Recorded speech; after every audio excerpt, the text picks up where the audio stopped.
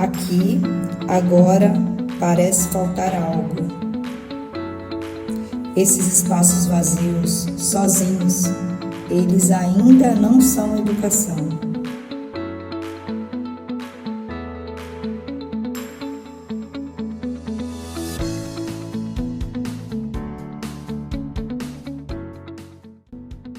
Olá a todos, eu sou a Michele, secretária de Educação da nossa cidade, São Vicente. É um prazer recebê-los de volta e vim aqui para dar as boas-vindas à nossa volta às aulas 2026. Bom, quero começar falando que eu estou aqui num lugar onde a educação realmente acontece, na sala de aula, nas escolas. A educação acontece quando há encontro, quando chegam os professores, quando chegam as crianças e quando chegam as histórias, os sonhos e os desafios também. Cada escola, cada creche, cada parque é um espaço de cuidado, aprendizagem e futuro. E é juntos que daremos sentido a tudo isso. Então, minhas boas-vindas a todos vocês, um ótimo 2026, seguimos juntos. Olá, Rede Municipal de São Vicente, damos boas-vindas ao ano letivo de 2026 com a palestra de Jamila Salviano, professora, educadora física, palestrante e mentora, mestranda em Educação Física e especialista em Gestão Escolar. Jamila atua há 23 anos na educação e atualmente é gestora pedagógica de uma unidade escolar de educação ambiental com ampla experiência na formação de gestores e professores. Uma boa palestra para todos.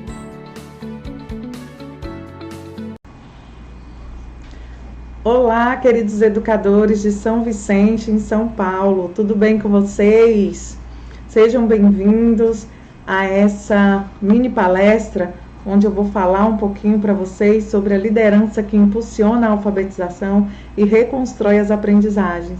Afinal de contas, esse tema ele não é só importante, ele é um tema necessário e urgente, pois a gente vem de uma pandemia que trouxe impactos, consequências muito negativas na aprendizagem dos nossos alunos.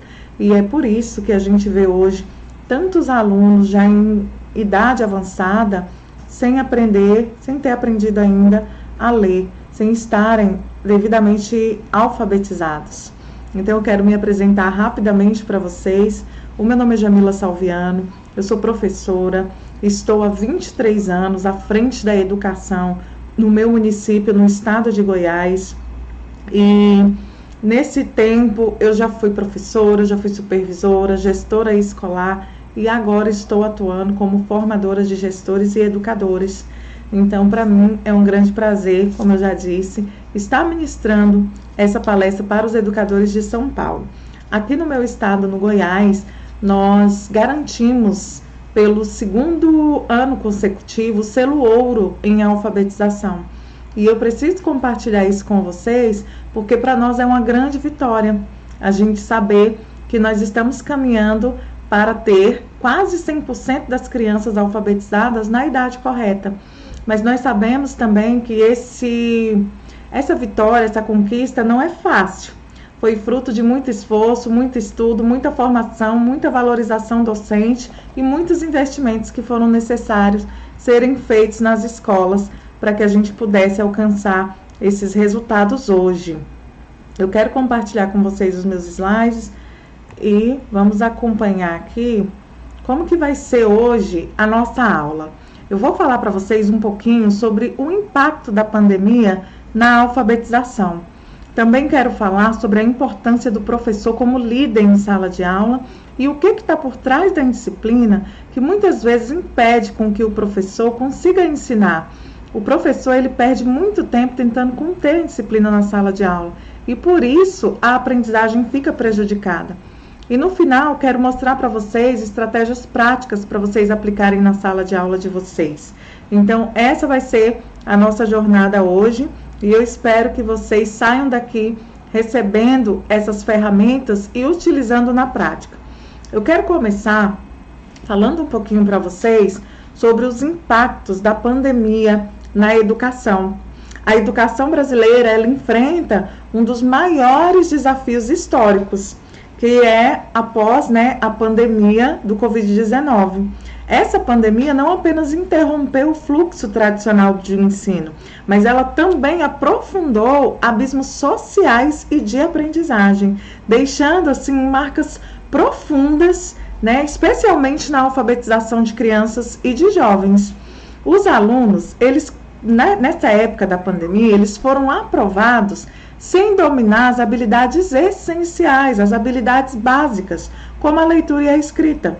Então, isso gerou um cenário muito complexo que exige mais do que simplesmente retomar conteúdos, professores. Exige uma nova postura, uma nova liderança, principalmente na sala de aula. Então, essa palestra ela foi desenhada para professores tanto dos anos iniciais como dos anos finais, e com o objetivo de explorar o conceito de liderança docente como a principal força para a reconstrução das aprendizagens. A liderança do professor é fundamental nisso tudo, é sobre isso. Nós abordaremos como que a liderança do professor ela é fundamental para que ele consiga reduzir a indisciplina, consiga planejar aulas que de fato cativem a atenção dos alunos e, acima de tudo, construir pontes de conexão e afetividade que são a base para qualquer processo de aprendizagem significativa, tá?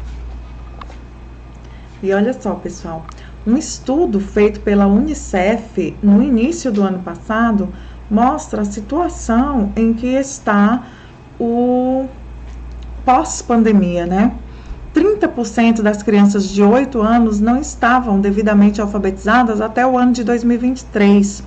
Então, isso significa que quase 1 em cada 3 crianças, ela enfrenta dificuldades severas, tanto de leitura como escrita. E isso mostra um aumento drástico em relação ao período pré-pandemia. Se a gente for observar no gráfico, em 2019, nós tínhamos aí cerca de quase 15%, menos de 15% de crianças dos 8 anos não estavam devidamente alfabetizadas. Após a pandemia, a gente vê um crescimento absurdo, mais do que dobrou. Então, nós fomos chegar até aos 30% de crianças não alfabetizadas. E isso significa que esses alunos não alfabetizados na pandemia, eles foram sendo aprovados e agora eles estão chegando nas séries iniciais, já chegaram nas séries finais, sem saber ler e escrever. Então, o meu objetivo aqui é mostrar para o professor como que é possível a gente recompor essas aprendizagens dos nossos estudantes de uma forma que traga de fato sentido para a vida deles. Porque eu não estou aqui para falar de você dar mais conteúdo, eu não estou aqui para culpar o professor, eu não estou aqui para dizer que você precisa revisar os conteúdos dos anos anteriores. O que eu quero propor hoje nessa palestra, professores, é que você comece a ter uma nova postura em sala de aula. Isso vai ser essencial para que o seu aluno ele se abra para o aprendizado. Porque se a gente não tiver uma nova postura, o nosso aluno ele vai continuar dando trabalho, seja por indisciplina, seja pela falta de aprendizagem ou até mesmo pela evasão. Eu quero mostrar para vocês aqui mais dados de mais pesquisas. Olha só.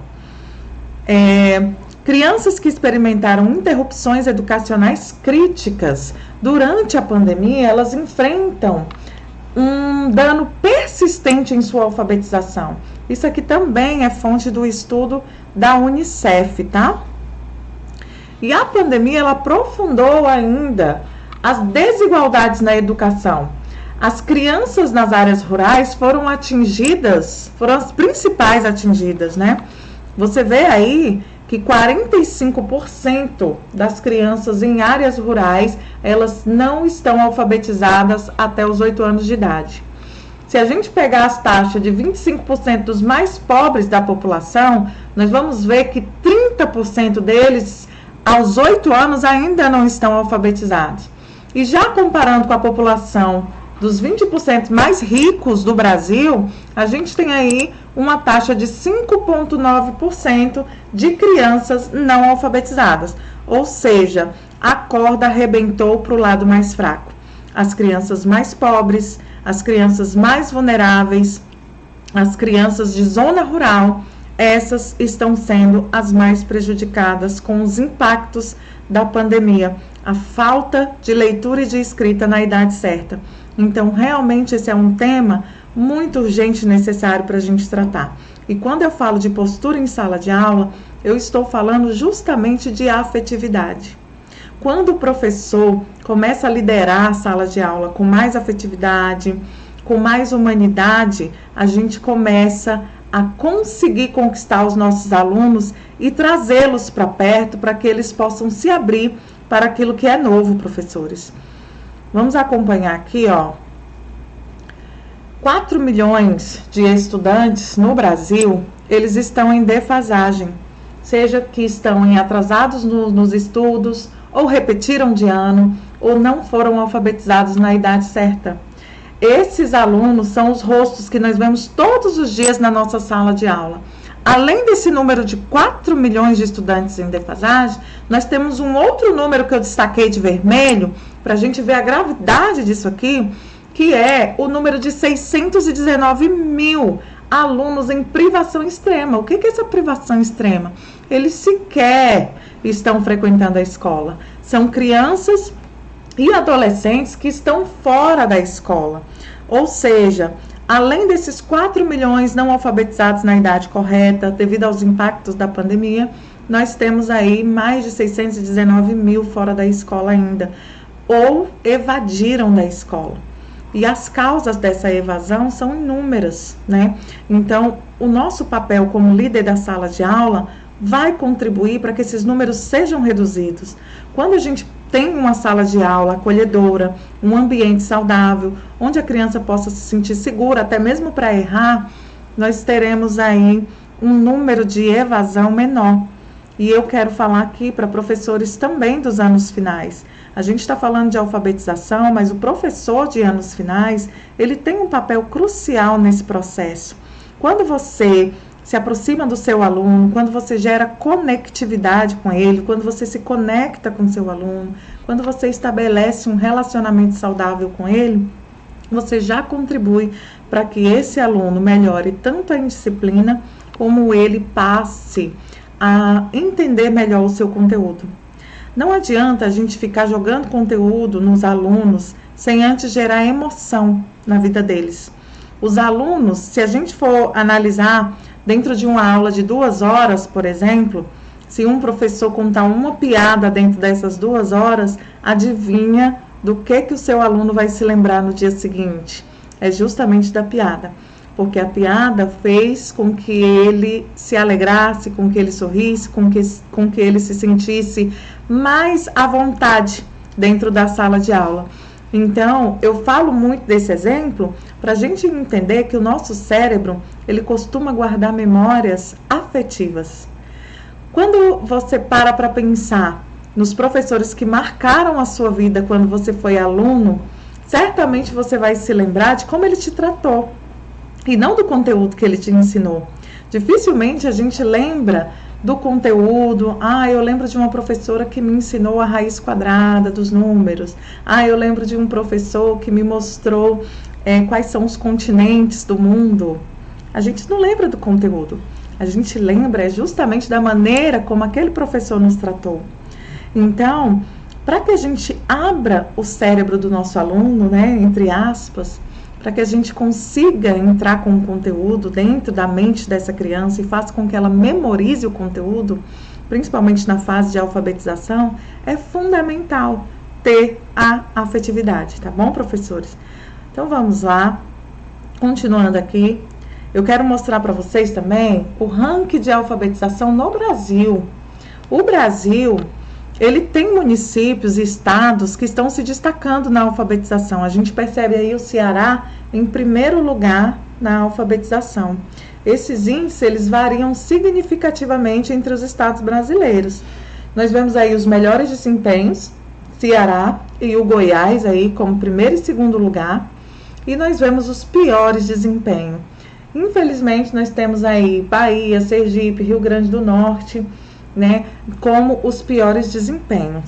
Então, se a gente olhar para esse ranking, a gente consegue ter uma ideia de como está ainda a alfabetização no Brasil, ainda tão precária, porque eu sou do Goiás, um dos municípios, um dos estados que foi selo ouro em alfabetização pelo Pacto Nacional da Criança Alfabetizada, que é o CNCA, e pela segunda vez, né, o meu município foi premiado com selo ouro, mas eu ainda vejo muitas crianças sem saber ler e muitos jovens sem saber ler nos anos finais.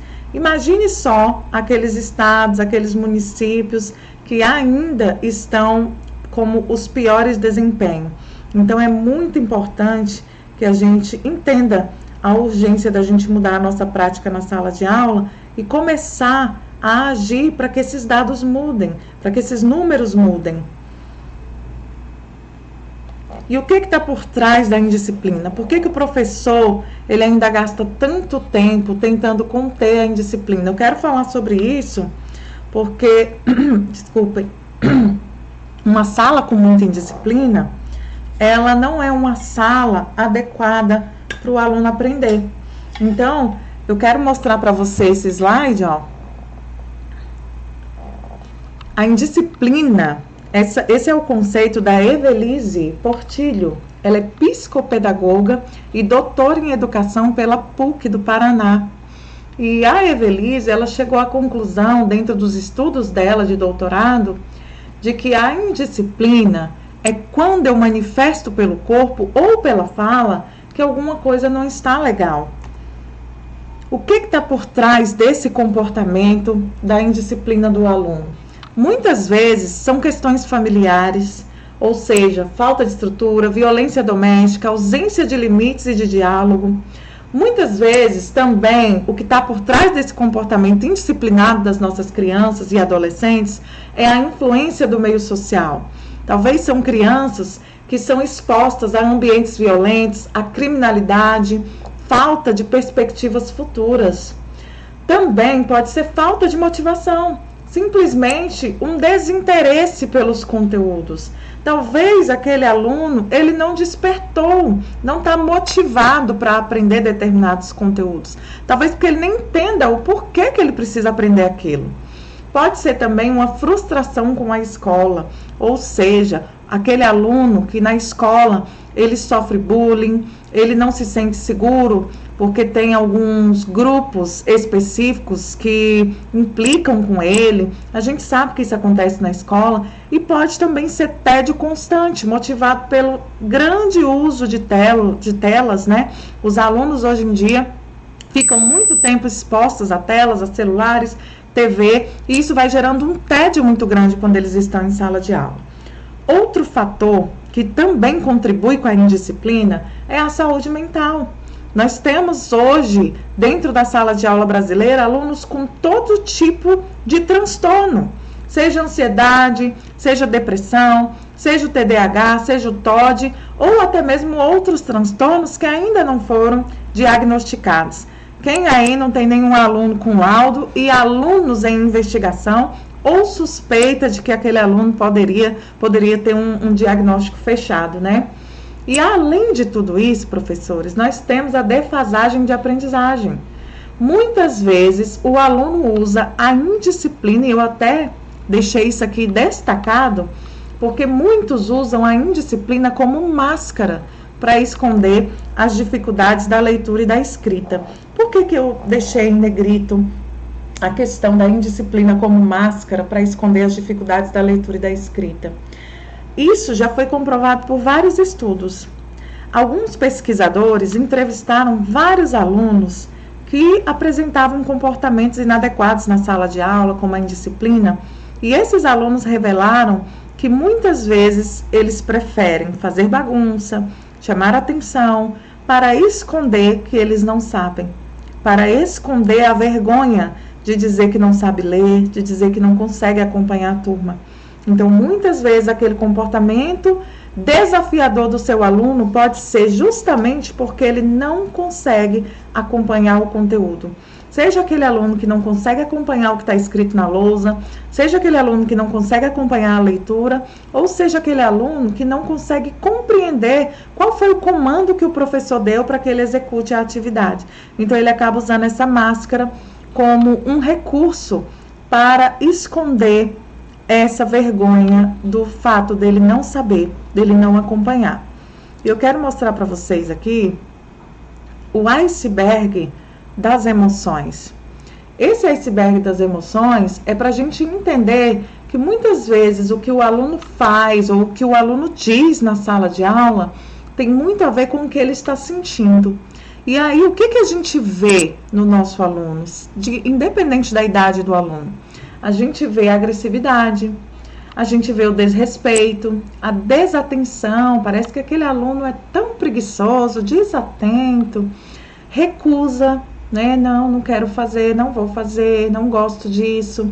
Tem alunos que gritam, principalmente os menores, e ainda as provocações. Só que o que a gente não vê por trás desse comportamento? Muitas vezes é o medo, é a tristeza, é a frustração, a ansiedade, a solidão, a vergonha, que eu falei muito aqui, a necessidade de pertencimento, e a gente precisa falar sobre isso. O aluno, ele precisa se sentir pertencente. Nós precisamos resgatar o protagonismo dos alunos dentro da escola. Ele precisa sentir que a sala de aula é dele.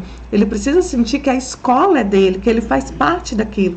E é isso que eu vou mostrar para vocês nas estratégias mais adiante, tá? Para a gente resgatar esse pertencimento. Pode ser uma necessidade de atenção, ele está precisando conversar, ele quer chamar atenção. Talvez na casa dele ele é muito sozinho, e aí eu aponto aí também a solidão, né? Às vezes pode ser problemas familiares. E quando eu falo de problemas familiares, não é só problemas com vícios, com drogas, mas também financeiros. São aquelas crianças que passam fome de verdade nas suas casas. São aqueles alunos que não têm o básico para sobreviver. E são alunos que muitas vezes precisam trabalhar ou ajudar a família de alguma forma, cuidar dos irmãos, ou algo desse tipo, para conseguir suprir as necessidades básicas da família. Então, esses alunos que têm problemas familiares, geralmente eles apresentam também o cansaço e a fome. E por isso vem também a dificuldade de aprendizagem. E eles acabam usando essa máscara chamada indisciplina, como eu tinha falado aqui para vocês. Então, agora, professores, eu quero mostrar para vocês as estratégias práticas para que você já começar a usar na sua escola sem você gastar nenhum centavo. São estratégias que professores que se destacam estão usando. Professores que têm resultado estão usando na sala de aula e reconstruindo a aprendizagem com os alunos. É o simples ato de se conectar com a criança. É o simples ato de ser mais atencioso, de dar reforços positivos. Então, eu vou mostrar para vocês quais são essas estratégias que você pode usar na sua sala para lidar com a indisciplina e assim você conseguir ensinar melhor. Primeiro, você pode fazer um diagnóstico individualizado.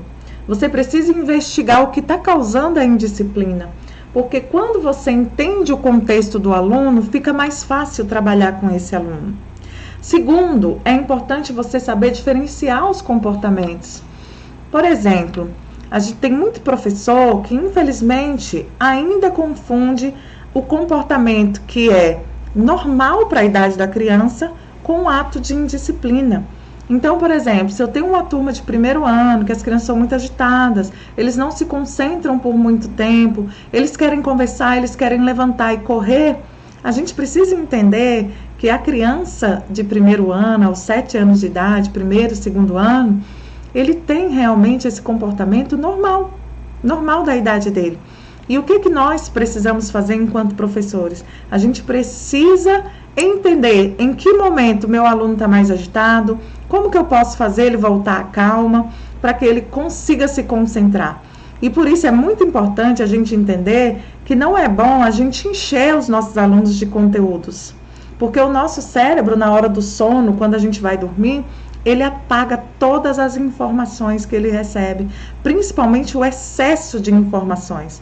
Sempre quando o nosso cérebro está esgotado de tanta informação, vai dar sono, vai dar um cansaço. Então a gente dorme justamente para o nosso cérebro fazer uma espécie de limpeza na nossa mente. Então, se você não utilizar a emoção para que aquela memória seja consolidada no seu aluno, quando ele dormir no dia seguinte, ele já tem esquecido tudo que ele aprendeu com você na aula anterior. Então, é muito importante a gente começar a entender que menos é mais. A gente explica o conteúdo, a gente entrega o conteúdo usando diferentes metodologias, tá bom? Porque eu também preciso falar sobre isso. As crianças, elas têm diferentes maneiras de aprender e a gente precisa usar diferentes formas de ensinar. Então, o professor ensina de formas diferentes, mas ensina com poucos conteúdos. Porque o cérebro, ele aprende muito mais por repetição do que por quantidade. Então, é mais importante você ensinar um único conteúdo, por exemplo, numa manhã, e passar essa manhã revisando esse mesmo conteúdo com o aluno, do que a gente passar 3, 4 conteúdos e o aluno não conseguir assimilar nenhum deles. Claro que existem exceções. É claro que cada professor conhece o perfil da sua turma e sabe se naquele momento é ideal trabalhar um único conteúdo ou mais conteúdos. O que eu estou tentando dizer aqui é que talvez menos seja mais aí dentro da sua realidade. Então, trabalhe isso, a questão da repetição, tá? Terceiro, acolhimento e diálogo. Pergunte o que está acontecendo em vez de punir imediatamente a criança ou o adolescente. É muito importante o aluno ele se sentir acolhido dentro das suas necessidades. Até mesmo aquele aluno agressivo, aquele aluno desafiador. É muito importante o professor ouvir esse aluno. Eu vou dar aqui um exemplo de uma situação que aconteceu na minha sala de aula há um tempo atrás.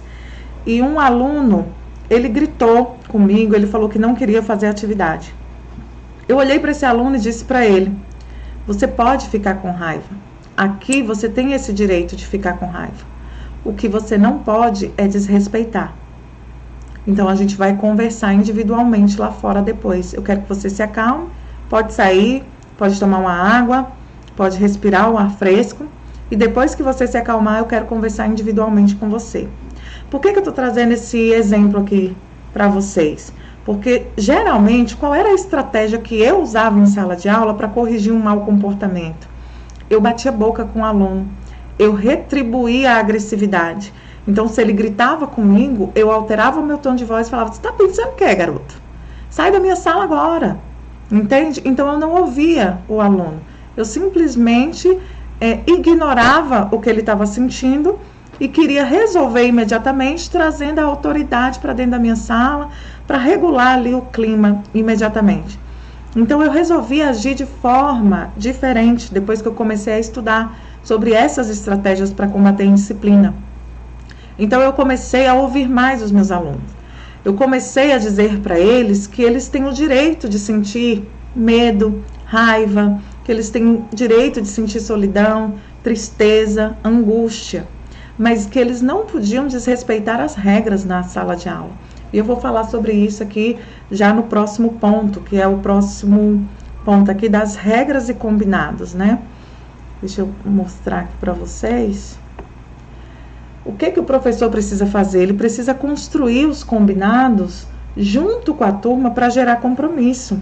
Então, é muito importante agora, no início do ano, que cada professor monte a sua lista de combinados com a sua turma, juntamente com eles. Chame esses alunos para construir esses combinados da turma coletivamente.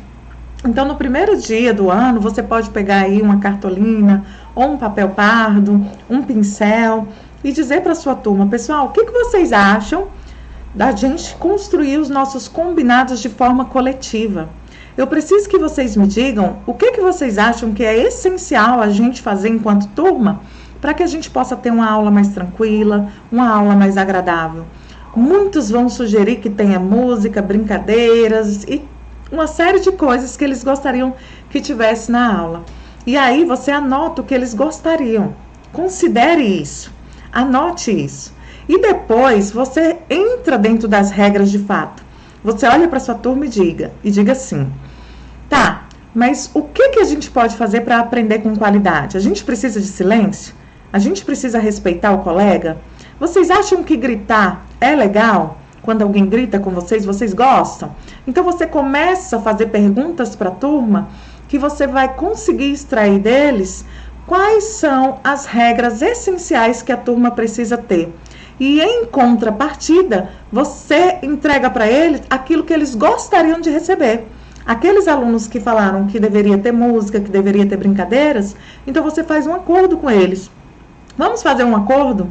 Se vocês cumprirem bonitinho as regras, eu vou trazer as brincadeiras, eu vou trazer as músicas que vocês me pediram, se vocês colaborarem, se vocês forem educados e respeitosos para a gente cumprir as regras.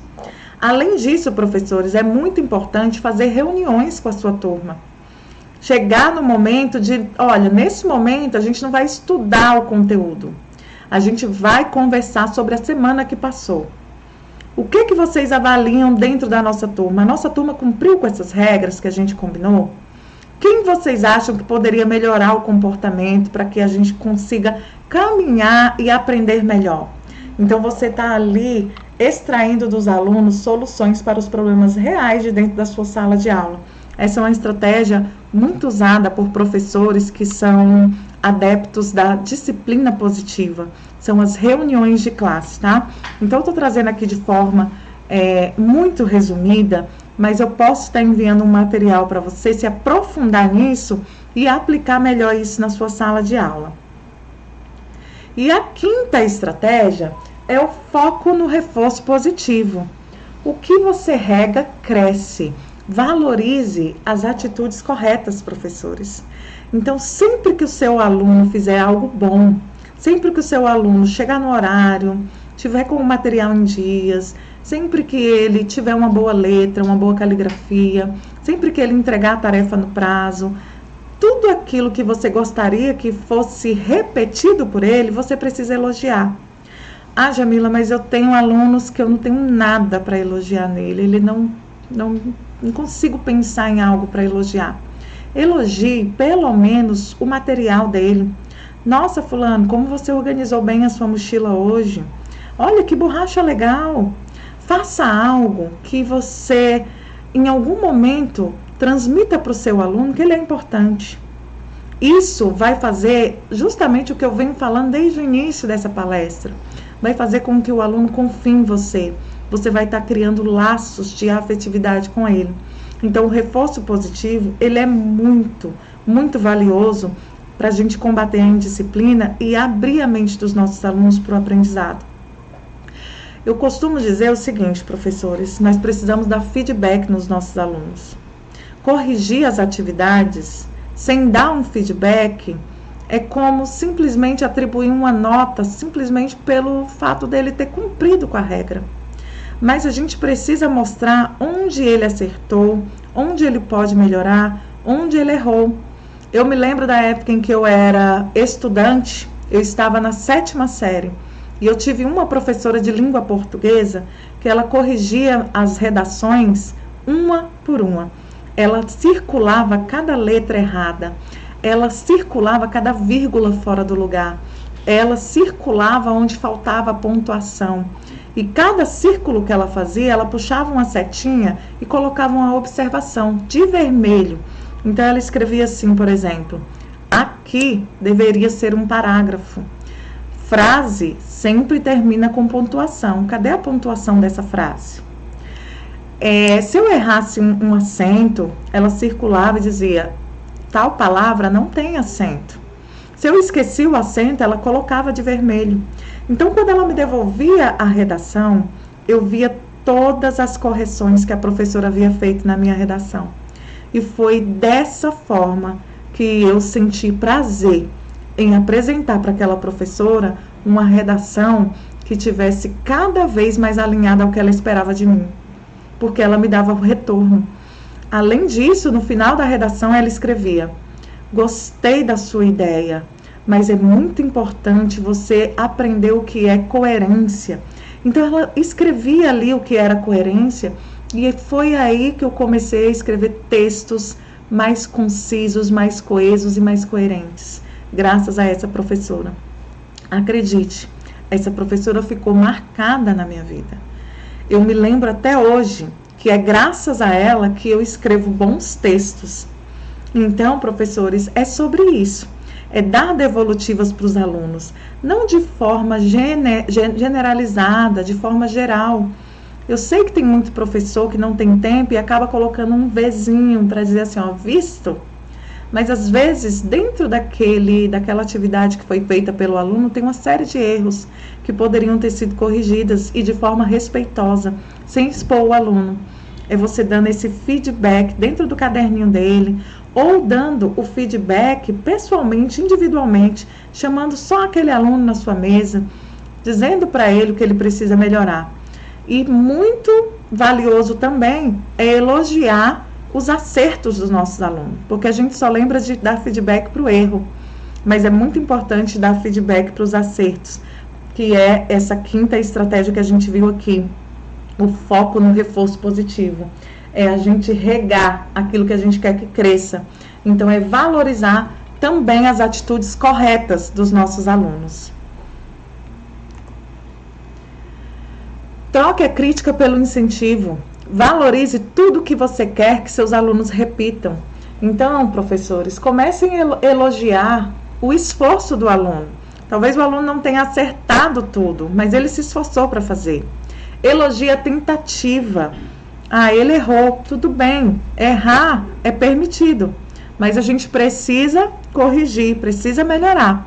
Elogiar a gentileza, toda vez que o seu aluno for gentil, por exemplo, toda vez que ele levantou a mão para pedir para falar, toda vez que ele pediu permissão para sair da sala de aula, é importante reforçar muito bem, principalmente no início do ano, olhar para esse aluno e falar muito bem, tem que pedir para sair da sala de aula, não pode sair sem permissão. Dessa forma, você está reforçando as regras da sala de aula o tempo inteiro, porque você está o tempo inteiro dando feedback para os seus alunos. Ó, isso aqui deve permanecer, isso aqui já não está nos nossos combinados, isso aqui não faz parte das regras. Lembrando sempre da gente não expor o aluno. E eu vou falar um pouquinho sobre isso também. Diante desse cenário, qual que é o nosso papel? A resposta ela está na liderança docente. O professor que lidera a sala de aula é o professor que se destaca porque ele alcança resultados na aprendizagem dos alunos. Então, eu quero que você novamente pense em um professor que marcou a sua vida. Quais dessas atitudes ele tinha? Eu tenho certeza, professores, que o professor que marcou a sua vida, ele fazia algo que foi dito aqui nessa palestra até agora. Ou ele elogiou você, ou ele gerou conexão, ele criou boas memórias em você, ou ele usava diferentes maneiras de ensinar para te alcançar e te incluir na sala de aula, ou ele era um professor que passava muita confiança e segurança, ele desenvolvia o seu protagonismo, ele era um professor que se importou de verdade com você. Eu tenho certeza que você lembra desse professor justamente por isso, por causa dessas atitudes que nós estamos falando aqui. Então, esses são os professores que deixam marcas, que deixam legados e que conseguem entregar o conteúdo porque o aluno se sente preparado para receber esse conteúdo, porque ele sente confiança em quem está ensinando. E eu quero te mostrar algumas estatísticas para que você não pense que eu estou inventando. Eu quero te mostrar aqui, ó, que os estudantes que têm vínculos seguros, eles apresentam 85% mais engajamento nas aulas do que os estudantes que não recebem essa afetividade, que não passam por esse impacto afetivo. Então, preste atenção. Se o aluno ele se sente seguro, se ele se sente visto, se ele se sente respeitado, 85% da sua turma vai se engajar mais com o conteúdo que você ensina. Percebe, professores, que eu não estou aqui para dizer para vocês ensinarem mais conteúdos, e sim que vocês criem um ambiente onde aquilo que você ensina vai ser mais facilmente absorvido. É sobre isso que eu quero falar aqui hoje. Além disso, professores, as intervenções neuroeducacionais, elas aumentam a aprendizagem em 63% em estudantes que têm dificuldades. Essas intervenções neuroeducacionais são justamente essas estratégias que eu acabei de listar para vocês aqui e que eu vou continuar trazendo aqui no decorrer dessa palestra.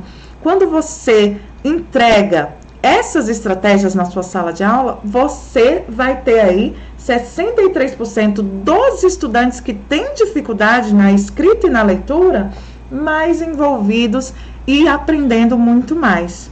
Além disso, nós temos aí, a conclusão de que salas inclusivas com estratégias neuroeducacionais beneficiam 92% dos estudantes. Preste bem atenção. Quando você tem uma sala de aula em que você se importa com os alunos, em que você envolve eles na criação das regras, das ideias, dos projetos, você consegue alcançar 92% dos seus alunos.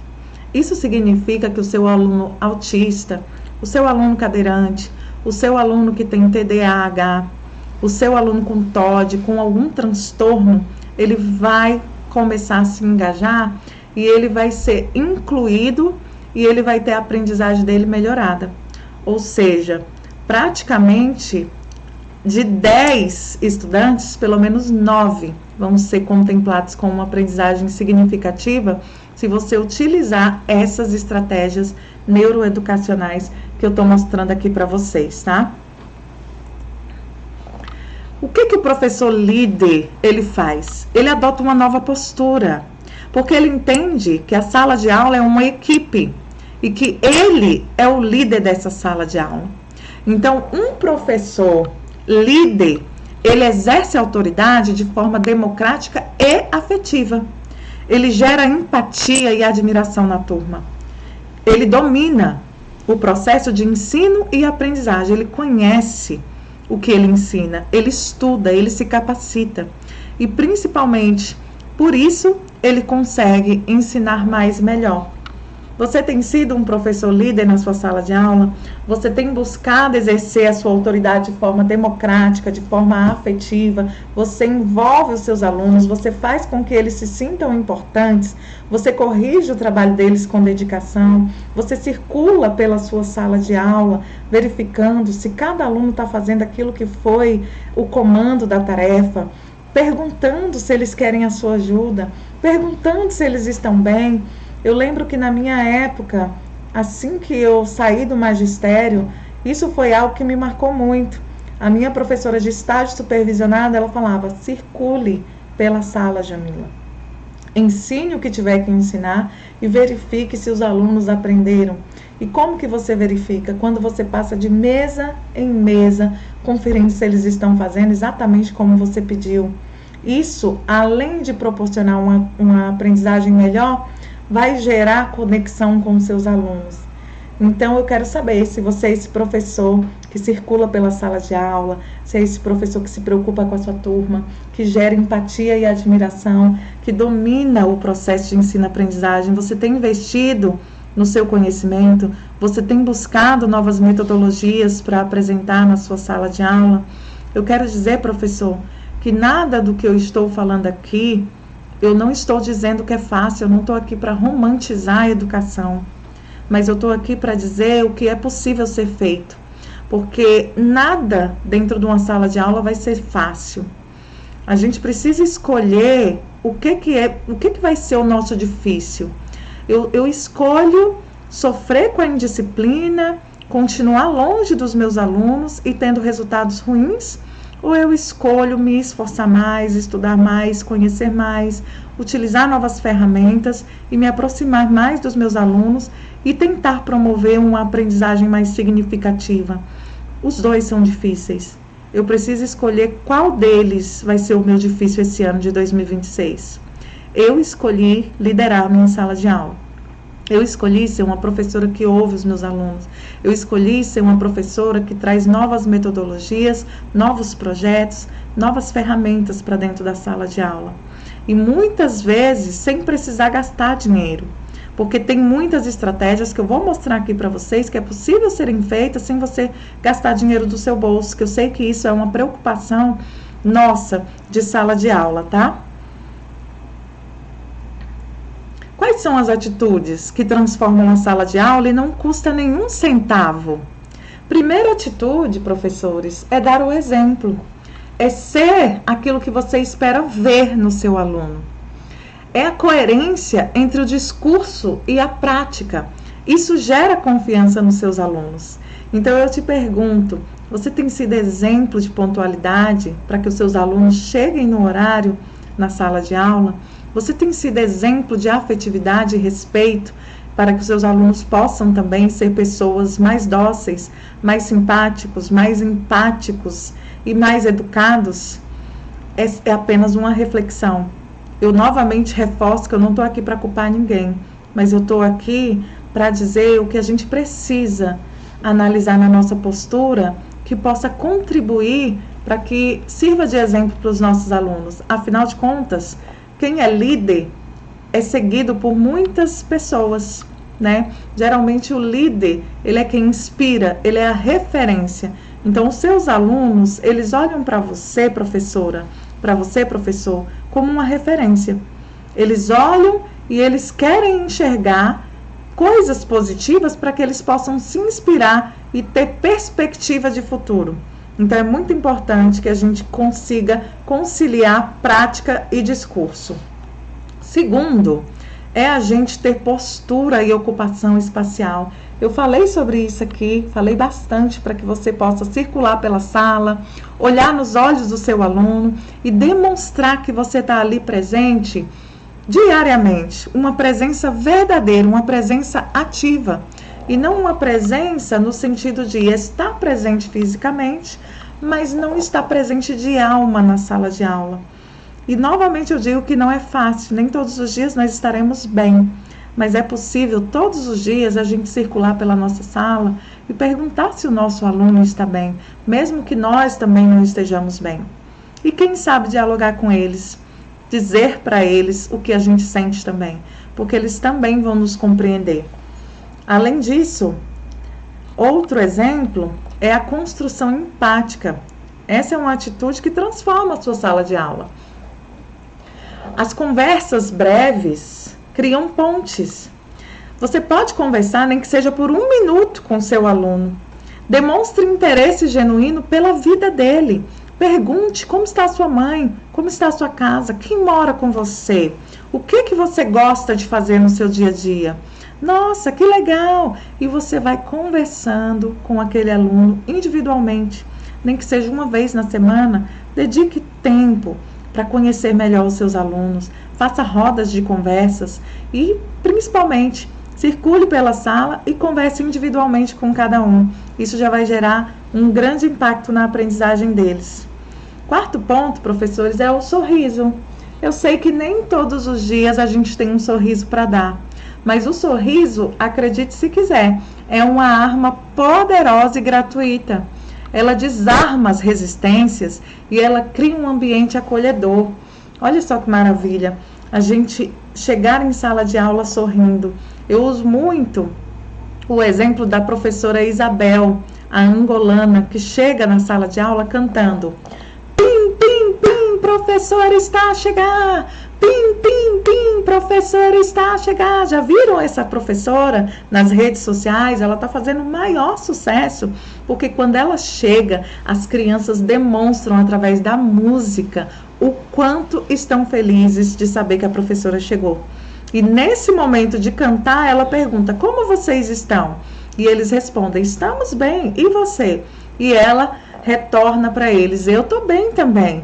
Então, essas crianças conversam com a professora em forma de música, ela gera uma conectividade, ela já cria um ambiente estimulador para que ela possa inserir o conteúdo, sabendo que aquelas crianças a admiram, aquelas crianças a respeitam e aquelas crianças confiam nela, gostam de estar perto dela. Isso faz toda a diferença. Agora, professores, mais algumas atitudes, tá bom? Que transformam a sala de aula. É o seu tom de voz. E quando eu falo do tom de voz, não é sobre volume, é sobre intenção. É você saber usar calma, firmeza e entusiasmo. Então, procure falar com o coração para que você possa gerar conexão com a sua turma. Sexta estratégia é a personalização. Você chamar o aluno pelo nome. Isso é poderoso. Diz a ele o seguinte: eu te vejo, você é importante aqui. O sétimo é a escuta ativa, ouvir de verdade, ouvir sem julgar. Muitas vezes o aluno só precisa ser ouvido para organizar suas ideias e emoções. E a oitava atitude é liderar com entusiasmo. A sala de aula é um palco. E você, professor, você é o grande protagonista, você é o grande autor. A sua paixão pelo conhecimento é contagiante e inspira os alunos a aprenderem. Agora a gente vai falar um pouquinho sobre a importância das aulas mais atrativas e que geram conexão. Essas são as ferramentas que os professores líderes usam em sala de aula para resgatar as aprendizagens. Aqui eu coloquei alguns exemplos, que vão colocar o aluno no centro da aprendizagem. Primeiro, aprendizagem baseada em projetos. Como que funciona a aprendizagem baseada em projetos? Você coloca a sua turma para resolver problemas reais através da investigação e da colaboração. Isso significa você criar grupos dentro da sala de aula, onde cada grupo tem a nobre missão de tentar solucionar um problema real da escola. Talvez, por exemplo, na escola, vocês sofram com um problema de falta de água recorrente. Então, esse determinado grupo de alunos, ou a turma inteira, pode ficar responsável por investigar o que ocasiona, o que está fazendo com que a nossa escola tenha tanta falta de água. Vamos investigar isso? Investigar um problema real vai despertar nos seus alunos o desejo de aprender aquilo. Eles vão querer solucionar e querer ajudar a comunidade escolar. Se não tiver um problema real dentro da escola, você pode buscar um problema real no seu bairro, na sua comunidade ou até mesmo no nosso país. É importante a gente promover essa aprendizagem baseada em projetos, onde o aluno procura solucionar os problemas da vida real dele. A segunda estratégia, para tornar sua sala de aula mais atrativa, é fazer a gamificação. É você usar mapas mentais, é você utilizar elementos de jogos como o Kahoot e os quizzes para engajar a sua turma. Os alunos, principalmente os adolescentes, as crianças também, gente? Principalmente os adolescentes, eles amam esses jogos usando tecnologia. Então, se na sua escola você tem a oportunidade de trazer os quizzes para a sala de aula, traga. E aí, antes que você me pergunte, eu já quero te responder. Para fazer a gamificação, nem sempre é necessário cada aluno ter um computador ou um celular. É possível você projetar numa tela ou numa TV os quizzes. Você vai passando cada pergunta dentro desse aplicativo e a sua turma vai respondendo e você vai pontuando ali cada uma das equipes. Existem inúmeras maneiras da gente trazer isso para a nossa sala de aula e o aluno aprende enquanto se diverte. Isso é maravilhoso e isso gera memórias de longo prazo. Quando ele for dormir, o cérebro dele não vai varrer essas informações, tá? Terceiro, professores, é a estratégia da sala de aula invertida. Essa estratégia vem sendo muito utilizada em países de primeiro mundo e em salas de aula no Brasil que têm excelentes resultados. Como que funciona a sala de aula invertida? É um estudo da teoria que o aluno faz em casa. Ou seja, é aquela pesquisa que ele leva para fazer em casa, só que na volta ele não entrega apenas um trabalho escrito para o professor. Ele vai colocar em prática o que ele aprendeu na teoria dentro da sala de aula. Seja em forma de seminário, seja em forma de apresentação, seja em forma de um teatro. Enfim, você entrega o conteúdo para a criança ou para o aluno estudar em casa e marca uma data para que ele venha e traga para a prática aquilo que ele aprendeu. Essa é a estratégia bem resumida, tá? Da sala de aula invertida. Se você se interessou sobre essas estratégias que eu estou explicando aqui, professores, é muito importante você se aprofundar em cada uma delas para que você use com qualidade, tá bom? Próxima estratégia para tornar sua aula muito atrativa é o storytelling. O storytelling é a arte de transformar conteúdos complexos em narrativas envolventes. Professores, isso aqui nada mais é do que a arte de contação de histórias. Quando você traz a história da sua vida, a história de alguém que você conhece.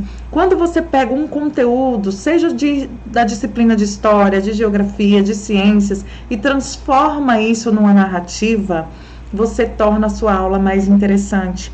Porque o ser humano, ele gosta de ouvir histórias. Os nossos antepassados, na época das cavernas, né, na pré-história, eles se reuniam em círculos, em rodas, onde eles faziam uma fogueira e eles costumavam, né, contar histórias. Isso nos nossos antepassados, não muito tempo, como na pré-história, como eu citei, mas há algum tempo atrás. Isso era muito comum. Então, as nossas gerações hoje, elas trouxeram essa herança, né, esse hábito de gostar de histórias. Então, é muito importante que você conte histórias envolventes. É isso que você quer, professor? Você quer resgatar as aprendizagens? Você quer envolver até mesmo aqueles alunos que não sabem ler ainda nas suas aulas? Então, traga aulas diferentes. Conte mais histórias. Envolva seus alunos em projeto. Use essas estratégias que eu estou te dando aqui. Elas são valiosíssimas. E mais uma estratégia também muito usada é o role-playing, que são simulações e dramatizações para vivenciar situações reais. Então, aqui é onde o aluno, ele simula ou dramatiza, seja através de teatro, seja através de um podcast, onde ele se passa pelo apresentador e os outros colegas são os convidados desse podcast, seja através de entrevistas, ele é o repórter e ele está entrevistando os outros colegas da sala. Tudo isso vai tornar a sua aula diferenciada e vai envolver melhor os alunos dentro do conteúdo. Além disso, eu quero trazer aqui 3 ideias para você já aplicar amanhã aí na sua sala de aula. A primeira ideia é do quiz show. Você vai dividir a turma em times, fazer perguntas rápidas sobre o conteúdo que você ensinou durante a semana e vai marcando o placar na lousa. A competição saudável, ela desperta a atenção imediata. Segunda ideia que você pode aplicar amanhã mesmo é o repórter da história. Peça para os alunos narrarem um fato histórico, por exemplo, um descobrimento, como se fosse uma notícia urgente de TV hoje. Então, quando você faz isso, eles assumem o papel de protagonistas. E a terceira ideia é você fazer a rotação de leitura. Você fazer estações de aprendizagem. Você vai criar, primeiramente, 3 estações. O primeiro grupo lê o texto, o segundo grupo vai ilustrar a cena e o terceiro grupo vai debater o tema. A cada 15 minutos você faz um rodízio com esses grupos. Gostaram das ideias? São ideias simples, práticas e que custam 0 centavos, que você pode aplicar amanhã mesmo para receber os seus alunos. Eu sei que os seus alunos estão retornando e você deve estar preocupado. O que eu vou fazer no meu primeiro dia de aula? Como eu vou conhecer a minha turma? E eu tenho certeza que essas ideias aqui são super aplicáveis para qualquer realidade, para qualquer idade e para qualquer disciplina da educação, principalmente da educação básica, tá, professores? Então, utilizem, aproveitem essas ideias, tá?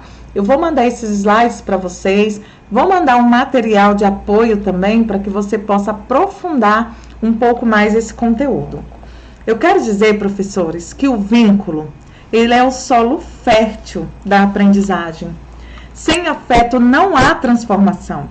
A conexão genuína, ela abre as portas para o conhecimento. É muito importante que a gente entenda isso, que a gente entenda que proporcionar uma sala de aula acolhedora, uma sala de aula diferenciada, divertida, vai ser fundamental para a gente resgatar as aprendizagens dos nossos alunos e entrar com os conteúdos que são necessários. Eu quero mostrar aqui para vocês essa outra, né, estatística aqui. Um aluno que se sente amado, ele aprende melhor. Isso é neurociência. Quando a gente fala de neurociência, a gente entende que a emoção e a cognição, elas são inseparáveis. O sistema límbico do nosso cérebro, que regula as nossas emoções, é ele que regula o acesso ao córtex pré-frontal do nosso cérebro. proporcionando a aprendizagem. E eu venho falando sobre isso durante toda essa palestra. Segundo, segurança psicológica. Quando o cérebro do seu aluno está em estado de alerta ou está com medo, a gente bloqueia a aprendizagem. Agora, o afeto, ele cria um ambiente seguro e necessário. Por isso que eu falo para a gente evitar gritar com os nossos alunos na sala de aula. Eu entendo perfeitamente que gritar pedindo um silêncio. Pessoal, silêncio, eu estou precisando explicar, por favor, me ouçam. Tudo bem, mas aquele gritar no sentido de fulano, senta agora. Isso desperta no aluno um alerta de ameaça. E quando ele se sente ameaçado, o cérebro dele automaticamente se bloqueia para a aprendizagem. Eu gostaria de ter tempo para aprofundar nesse conteúdo, nesse tema com vocês, sobre o cérebro, como que ele aprende, como que ele se abre para o aprendizado, mas em uma palestra eu preciso focar hoje nessa questão da sua afetividade e da sua liderança em sala de aula. O terceiro é um vínculo e o risco. Aprender exige errar. O vínculo com o professor dá ao aluno a coragem necessária para tentar e falhar. Então é muito importante que ele confie e se sinta seguro para errar. Ele precisa entender que errar é aceitável e que ele pode aprender com os erros. E por último, professores, a memória afetiva. Nós lembramos daquilo que nos emociona. Foi o que eu falei aqui.